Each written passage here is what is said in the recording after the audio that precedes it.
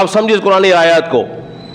نبی پاک علیہ الصلوۃ والسلام صحن کعبہ کے اندر موجود ہیں، صحن کعبہ کے اندر، اور صحن کعبہ کے اندر موجود تھے تو وہاں پر ایک بدبخت لعین شخص آ گیا، اور آنے کے بعد اس نے سیدنا صدیق اکبر رضی اللہ تعالیٰ رسول اللہ صلی اللہ علیہ وسلم کو دھکا دیا. ایک نے یہاں سے دھکا دیا، ایک وہاں سے دھکا دے رہا ہے. کہنے لگے کہ تم ہمارے خداؤں کو برا بھلا کہتے ہو، نیا دین لے کر آئے ہو. رسول اللہ کو تکلیف دے رہے ہیں، گھیرا ہوا ہے، حضور تنہا ہے. کسی نے خبر کی ابو بکر صدیق رضی اللہ تعالیٰ عنہ کو کہ ابو بکر تیرے دوست کو صحن کعبہ میں گھیر رکھا ہے، اسے اذیت دے رہے ہیں. صدیق اکبر نے کچھ نہیں دیکھا، سارے کام کاج کو چھوڑا اور رسول اللہ صلی اللہ علیہ وسلم کی مدد کے لیے پہنچ پڑے. اور پھر آپ نے ایک کو یہاں سے ہٹایا، ایک کو وہاں سے ہٹایا. بولیے یہ کام کون کر سکتا ہے؟ جب 10-12 لوگ ہوں، اب میں آپ کو مثال دے کے سمجھا رہا ہوں، جہاں 10-12 لوگ ہوں اور ایک ہی آدمی کے پیچھے اسے پڑے ہوئے ہوں، جھنجھوڑ رہے ہوں، میں محتاط لفظ بول رہا ہوں، اور تنہا آدمی کچھ کر سکتا ہے؟ بولیے تو نہیں کر سکتا. اگر تنہا یہ کر دے، 10-12 کو اٹھا کے پھینک دے، پچھاڑ دے، اس کی ہیبت اور دبدبے سے وہ 10-12 لوگ چھٹ جائیں تو پھر کیا کہیں گے؟ بڑا بہادر ہے. ارے بولیے تو بڑا بہادر ہے، کمال کا نوجوان ہے. 10-12 کو اکیلے نے پچھاڑ ڈالا. اب یہ دیکھو کون آیا ہے؟ ارے ابو بکر صدیق آئے ہیں. وہ کفار مکہ کے لوگ صحن کعبہ میں رسول اللہ کو گھیرے ہوئے ہیں، اور ابو بکر صدیق آئے، ایک کو یہاں سے پھینکا، دوسرے کو وہاں سے پھینکا، اور پھینکنے کے بعد وہی کہا تم ایقتلونا، تم اس کو قتل کرنا چاہتے ہو جو کہتا ہے ایقول ربی اللہ، جو کہتا ہے میرا رب اللہ ہے. یہ وہی لفظ بولے جو قرآن مجید فرقان حمید کے اندر موجود ہیں، وہی کے وہی لفظ بولے. اس رب، اس کو مارنا چاہتے ہو، اس کو قتل کرنا چاہتے ہو جو یہ کہتا ہے بات کہ میرا تو اللہ ایک ہے، میرا اللہ ایک ہے. تو حضرت علی مرتضیٰ شیر خدا رضی اللہ تعالیٰ عنہ فرماتے ہیں ہم میں سب سے زیادہ بہادر طاقتور ابو بکر صدیق ہیں.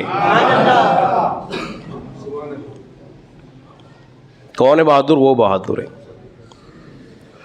اور جنگ بدر جب ہوئی،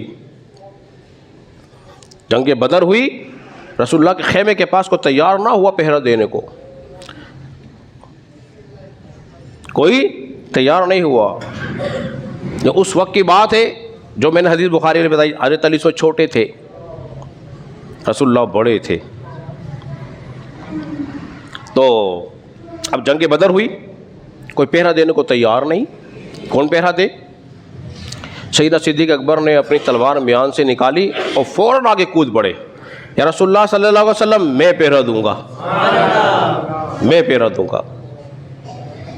حضرت علی فرماتے ہیں کہ ہم میں سب سے زیادہ بہادر طاقتور جو تھے ابو بکر صدیق تھے، اور کوئی دشمن پھٹک نہ سکا ابو بکر کے ہوتے ہوئے رسول اللہ کے قریب کوئی آ بھی جاتا. ایسے مجاہد تھے. اور غیرت ایمانی کا عالم یہ تھا کہ اپنی لخت جگر رہتے عائشہ موجود تھی، رسول اللہ صلی اللہ علیہ وسلم سے باتیں کر رہی ہیں. میاں بیوی کی باتیں ہوتی ہیں نا، باتیں کر رہی ہیں. باتیں کرتے کرتے ابو صدیق جب تشریف لائے نا گھر میں، تو حضرت عائشہ کی آواز کو تھوڑی سی تیز ہونے لگی دوران گفتگو میں، بلند ہوئی نا. تو آپ نے فرمایا اے عائشہ کیا کر رہی ہے؟ کیا فرمایا؟ اے عائشہ کیا کر رہی ہے؟ کس سے باتیں کر رہی ہے؟ اپنی بیٹی کی بات نہیں لی. ارے سمجھیے تربیت دیکھو کیسی کی ہوئی ہے. آج اگر بیٹی کال کر دی ابا مجھے یوں کہہ دیا، باپ پاسے چڑھا لیتا ہے، ابے آنے دے سالے کو کرتا ہوں سیدھا میں. ایسا ہے کہ نہیں ہے؟ ہاں جی، میں کرتا ہوں سیدھا، اس کو 2 بندے اور بھیجوں گا، کروں گا ٹھکائی. ہمارا تو یہ معمول ہے. اور آپ نے غصے میں کہا اور بڑے آگے مارنے کے لیے ہے تو عائشہ کو.